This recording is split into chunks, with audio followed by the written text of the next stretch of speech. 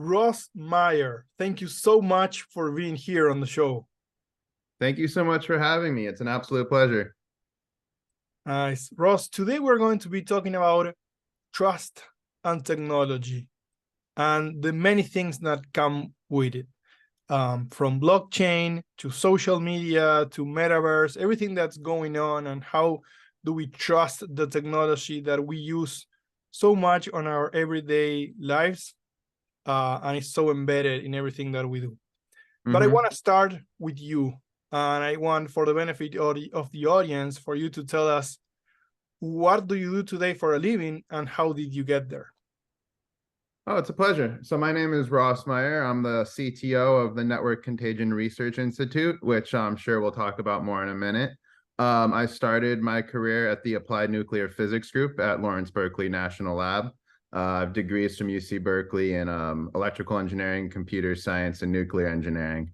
And so I got to have a lot of fun building nuclear detectors and algorithms that we were able to put on box trucks, drones, and be able to kind of create an umbrella of technology to be able to detect if people were moving non-proliferation, nuclear material around a city. So through that, got to learn a lot of amazing ways of, taking resources and applying them to solve a problem. And so I was able to start my own company, Edison's Playground, which is an engineering consulting firm. And from there, we started partnering with different companies, building their tech, helping them improve their technology. And originally, we were kind of, doing that for salary, but eventually started, doing that more for equity and partnering with these individuals to build new and exciting technologies and companies.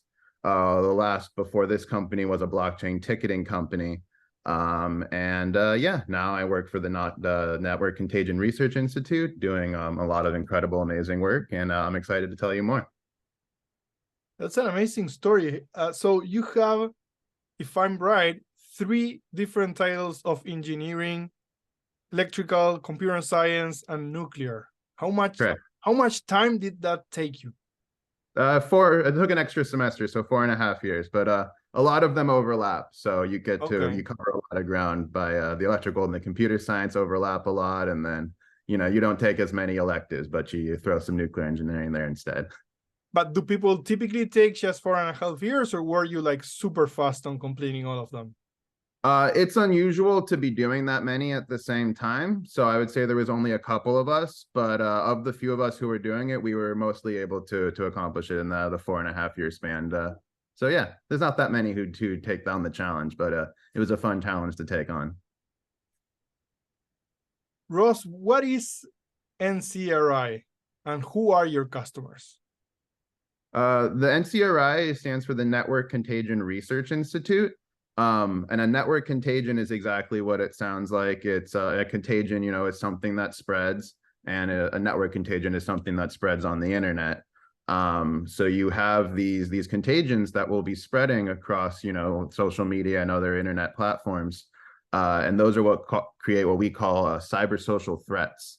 And these cyber social threats really are what the NCRI tries to monitor and protect against. And that, is misinformation, disinformation, and, a lot of that comes from inauthentic activity from bots and foreign, other interests. Can you provide some examples? Like if I go today on LinkedIn, Instagram, X, different platforms, what type of content? A perfect example would be, if you remember a while back, Eli Lilly had a fake tweet that went out that claimed that they were going to be putting out insulin for free. And they lost $15 billion in stock valuation, and they took over 8 hours for them to be able to respond to that. Another instance would be Walmart their email got hacked, and they were sending out welcome to Walmart and then an explicit, a bad word. And we were working with Walmart at that time. And so we were monitoring their social media and mentions of Walmart and their products and stuff. And so we were able to catch this and let them know, and they were able to respond within the hour, and it didn't affect their valuation whatsoever. So you can see how that can be helpful from the valuation side, But then, NCRI started as a nonprofit, so we do a lot of work protecting marginalized communities, anti-Semitism, Hinduphobia, Islamophobia, xenophobia. So trying to make sure that, people who are creating threatening, language online, and those can be protected against. How can ordinary people decide what to trust or not to trust? What will be your advice there? That's really hard, and that's definitely why I think the Network Contagion Research Institute is such an important, establishment and institution that really provides such a needed service to the world.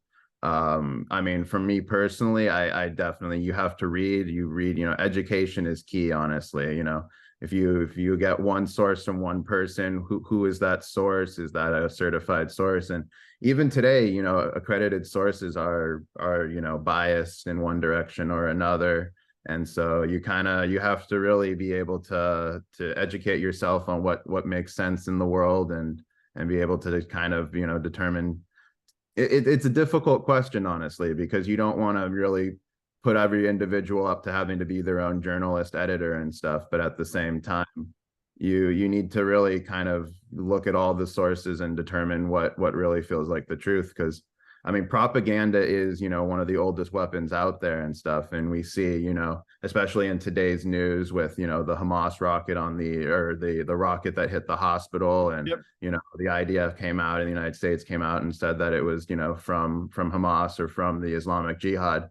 But even in those couple hours that it was reported otherwise, that can do a lot of negative damage to the worldview of a particular situation.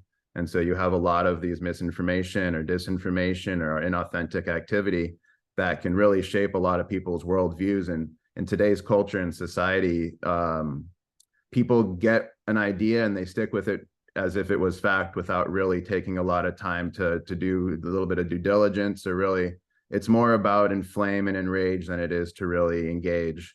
And unfortunately, I feel that one little piece of misinformation can enrage an entire society.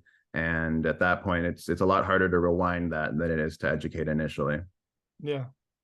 And it feels like in social media, it's easier to just say negative stuff and put it out there. It's like everything happens faster. You get a rage response, and that's probably, what you work on, right? But the contagion is way faster, and people probably don't measure the consequences of what they are reposting, what they are sharing, what they are, taking as truth, what they are liking, etc. Right? It's just like a trigger response. I see something, I have a trust bias. Oh, XYZ is saying something, it must be true, right?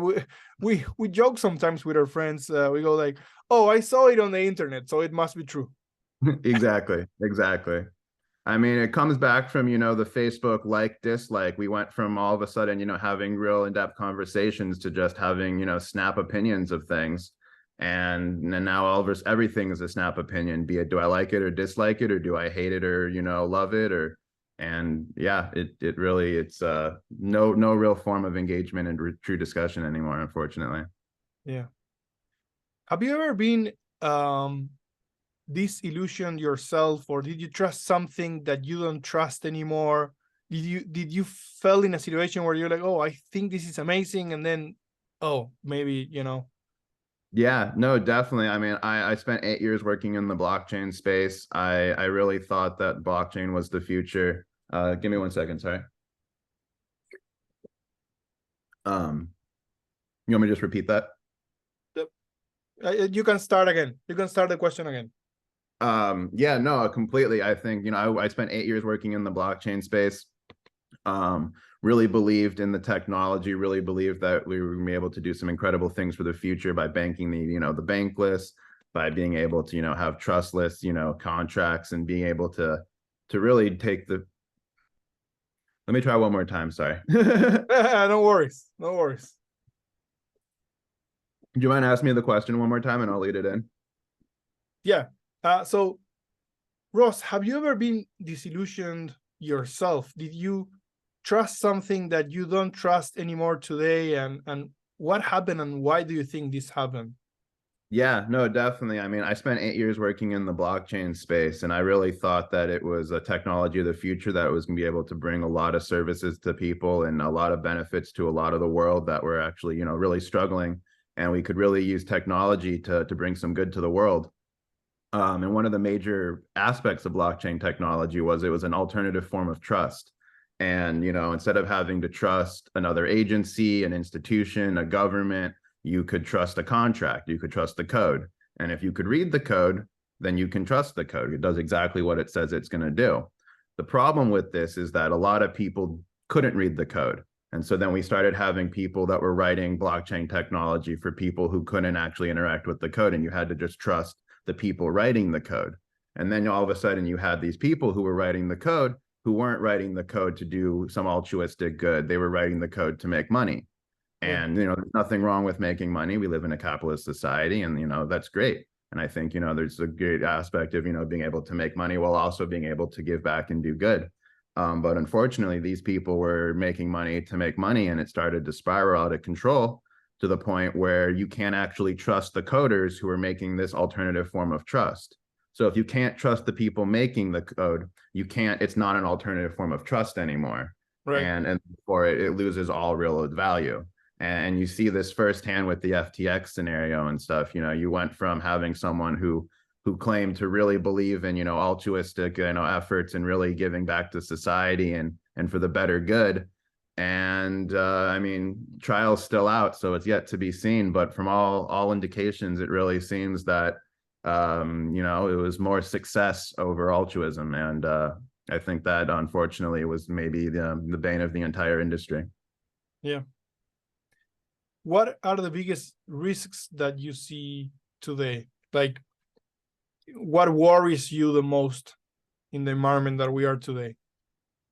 Definitely misinformation. I think that we were already in a place in the past 5 to 10 years where we had the ability to spread network contagions over social media like never before. People were, just spreading like never before. And now we have, not only do we have the ability to spread these contagions really quickly over social media, but we have the ability to generate them, through artificial intelligence. So now we have social media, we have inauthentic bot activity, and we have AI generation. And through these three forms, misinformation has just rampant. There's no telling how much, disinformation, misinformation, and it's, some of it is malicious, some of it maybe is innocent, but it's all incorrect. And the fact that we have a world where information is, the new oil, you have these companies where, you have these social media platforms that are cutting off access to open source data and, not allowing other companies to be able to monitor, having companies like us to be able to make sure that, people are being safe on the internet. Academic researchers at institutions who are no longer being able to determine, what kind of speech is taking place on these platforms. And these platforms they've closed off there's open source data because of the value it has for AI companies and the ability of these AI companies to train their models on this data, because there's nothing more valuable than human generated conversations and human generated content at this point. And so you have this true value in this data, but at the same time, you have a lot of this data that is incorrect or misinformed. And so we have a world where data is of the utmost importance and of the highest value, but it's of the least ability to be able to authenticate and really know what's truthful and what actually is value. And so we now are in a place where, institutions like the Network Contagion Research Institution have, a real value and a real stake to be played in the coming years ahead, just to be able to make sure that, the world is informed on what is authentic and what is correct and factual. And do you think the governments will play any role or regulations on having corporations going back to opening that type of data? I mean, I like you, I do understand why they are doing it, right? And probably there's money behind it as well, right? But there has been, or there seems to have been, more scrutiny on social media lately than before. right? Now, maybe it's just the media that it's not going anywhere, but where do you think regulations are going there? I think that government regulations are definitely needed. We've seen a huge rise in hate speech on internet on platforms such as X since Elon took over and drastically reduced their moderation team, and has closed off the platform to researchers. We used to have a lot of academic researchers who were spending their entire careers researching Twitter and the speech and the content that takes place there. And now it's all closed off, and these academic researchers have no access to be able to determine what's happening on these platforms anymore. And it's becoming a significantly less safe place to exist for not only for the youth, but for everybody. You have an entire platform where you're more likely to encounter dangerous speech, hateful speech, misinformation than you are to encounter an enjoyable, just 10 minutes of an actual truthful, factual time. Yeah. And so I think it's imperative that that governments take a step in and make sure that these social media platforms stay open so that you can have researchers and institutions be able to monitor speech and be able to make sure that hate speech is being determined and labeled and called out. How much awareness does the general public has about this, right? Because I have to be honest with the audience, when you talked about closed social media, I didn't know what you were making reference to, right? And then you explained all of this to me. So I was one of the people that maybe didn't know, right? Two questions. Do you think there's a lot of awareness on what's going on? And the second question is, do you have any example of a social media platform that is doing the right thing and opening up and enabling institutes like NCRI to do their job? Yeah, so I think that it's a new problem that is currently becoming hopefully more aware, but there's a lot of people who are not aware at this time, I would have to say. I mean, AI and the rise of ChatGPT is within the last 12 months. And so I think people are just starting to really understand artificial intelligence, generative AI, and kind of where the world is going. And so really kind of just wrapping your head around on what a ChatGPT does, kind of now you have to really understand, okay, what makes that? How do we train these things? And then you start to really understand where the value of the human generated content comes in. So I think we're a couple steps before really having the public truly understand the situation we're in. But I think at the same time, it's very clear that we can say, open source platforms, this is all of our content. This is public content, by the way. None of this is private content, all public content that we've chosen to post. That should be open for everyone to read. That should be open for everyone to view. And that should be open for everyone to research and be able to determine if there's people who are trying to misinform or do inauthentic activity, and that should be called out and determined for the safety of the entire community. The second question, remind me again. The second question. An example of a platform, yeah, a platform that is doing the right thing. Yes. An example of a platform doing the right thing, I would say Reddit is definitely been really making strong attempts to do the right thing. Reddit has been partnering with the NCRI. We have an exclusive MOA with them, and we're working to not only be able to continue our work with them, but to expand the work that we do with them to additional academic researchers as well. So I would say that Reddit would be the platform that I would give the gold star to at this point. Very good. And do you at NCRI also work to educate people in general, or it's, I mean, I imagine it's like super hard because of the amount of people, right? But what do you do on that front? So the NCRI started as a nonprofit, and we actually teach a course out of Rutgers University called Cyber Social Threat Identification. And so we are teaching the next generation of analysts on how to identify these threats. These individuals go on to work at all the three-letter agencies that you can think of, in addition to some of the top nonprofits and different places where this work is highly useful and beneficial. So we have that's called NC Labs. and that's out of Rutgers University. And we also have the NCRI publishing a lot of papers that we publish in academic journals and research institutions to be able to educate the public about what we've determined and what we've found in our research. Very good. This is kind of thinking about the governments, right? And how far are foreign governments or foreign entities into cyber espionage and false narrative generation?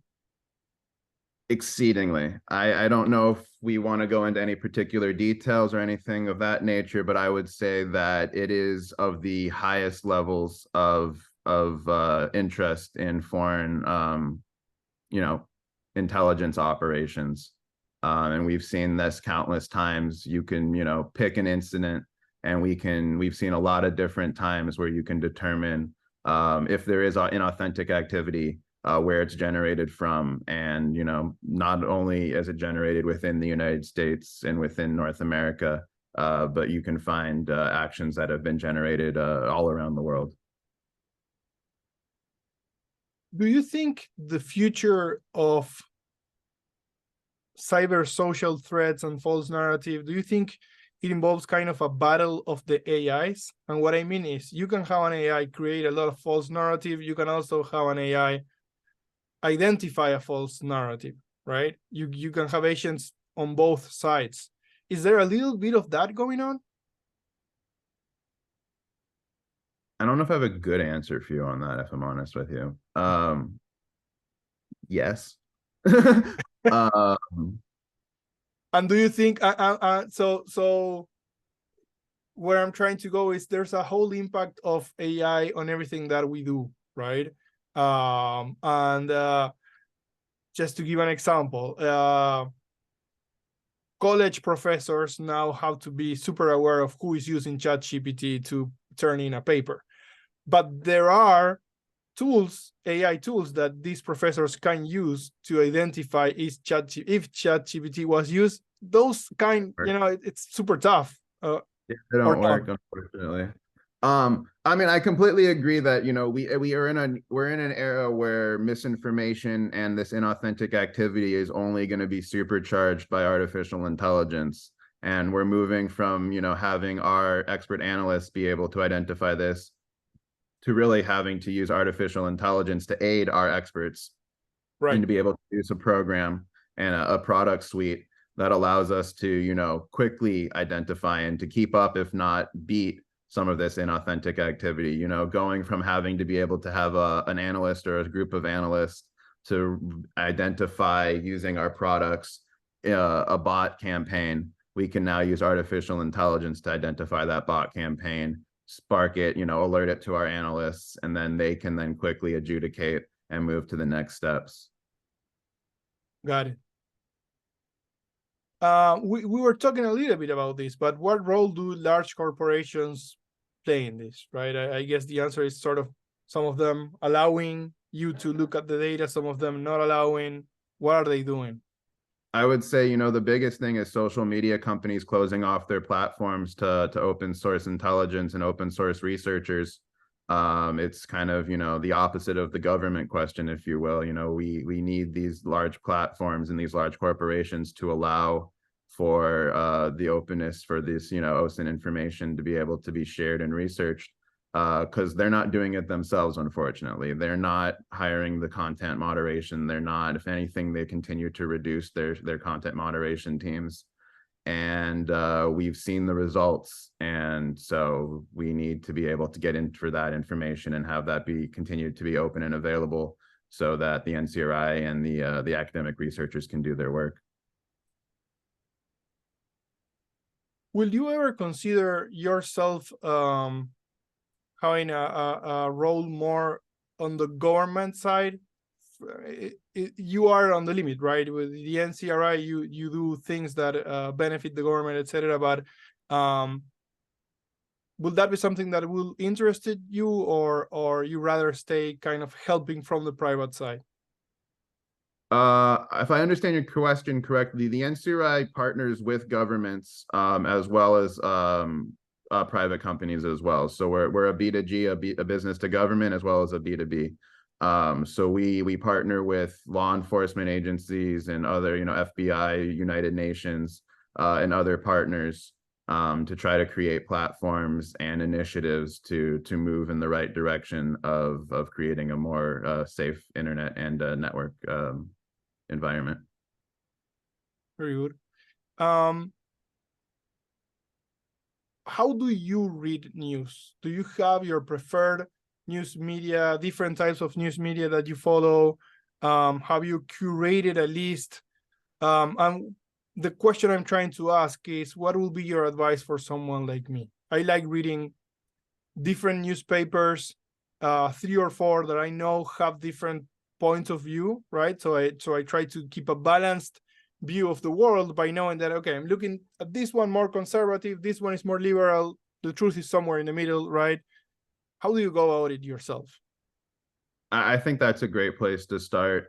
I know that at this day and age, even the accredited sources have had their own issues, but I think it's great if you know the points of views and the little bit of biases that you're getting in those accredited sources, at least you know that the journalism has been done and you can unbias them to an extent in your own head. And it's great to get different people's point of views. That's how you can generate your own point of view. So, I mean, my biggest suggestion would be to not box yourself into one point of view, not be like, this is my party, this is my ideology, therefore I only listen to that. I would highly, challenge you to go and read the other side, really dive deeply in the other side, try to view from their point of view. Because at the end of the day, most of the time, both sides have real ideas that are great, and it's just being bastardized or, obscured by other people's, views of some of the surface level things that they're not willing to let go of to really understand the underlying trends that people are talking about. So I would say try not to bias yourself, even knowing the world is biased already. And when you think about this, like the advice for parents, right, and children, and kind of those tough conversations on. Look, I have a 6-year-old and an 8-year-old. They hardly use social media. They don't use it now. They just see me using it, and they just ask questions like, "Hey, Daddy, are you famous?" No, I just posted something, and a few people watched it. That doesn't mean I'm famous. But I'm thinking of, how do I get them ready to think critically about this? Have you faced any sort of that situation, or what do you think about that situation when you think about little children?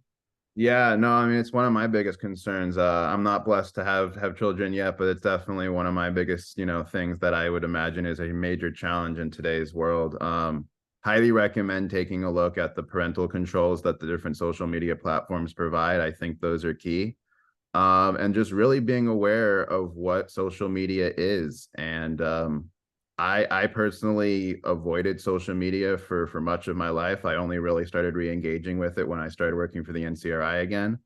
And I think there's a lot that you can get good from social media. I mean, we are social creatures. We need to interact with each other, but we really need to interact with each other in person. So social media can take, we don't want that to take the replacement of actual human interaction. And furthermore, I mean, what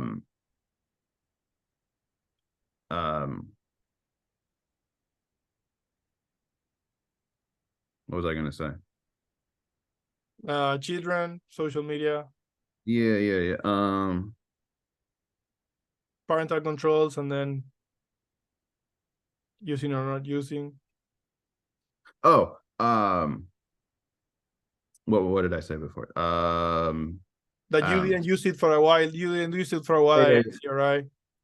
And then I started using it again. You can get a lot of benefit from social media as a company, as a brand, Right. But as an individual, you're spending a lot of time building up a brand that you aren't being paid to do. That's an entire someone's job as a PR individual, is to build someone's brand. Yeah. So if you're building a brand, social media has a lot of benefit. If you're just trying to interact with individuals and have that social interaction, you're spending a lot of time doing an entire job that doesn't necessarily get you any closer to the goals that you're trying to achieve by actually interacting with people. Yeah, It maybe gets you a couple dopamine hits, but you're not actually going to get that social interaction that you need. So, I mean, my biggest suggestion would be to get off of it, really. But I mean, I think that there's a fine balance between using it in order to maintain the connections with the friends that you have, while also making sure that it is not a replacement for those friend and human interactions. completely agreed. Um, what do you do when you are not working? What do you like doing outside of a job? I enjoy rock climbing, and I'm a part of a band called the Stigs. I play drums and a little bit of brass, and we actually have our first gig this Friday, so we're really excited about that. Nice, very nice. And where is that? Where is that gig happening? That gig is at Molly Malone's in Los Angeles, so feel free to reach out if you're in the Los Angeles area. You know what? I will be in Los Angeles October 30th and 31st. Oh, well, we have a couple of gigs at the beginning of November, so maybe we can fit something in at the beginning of October or the end of October too. Just do it, and I will be there cheering for you. Amazing. Very good, very good. I love it. Ross, this has been an amazing conversation. Thank you for your time. Thank you for sharing your experiences and everything that you do in such an important topic today that has an impact on all of us in the different roles that we fulfill in society, in our jobs, in our families, in our, with our friends, everything. Thank you. Thank you so much. Thank you for taking your time and for this platform. And it was an absolute pleasure talking with you today.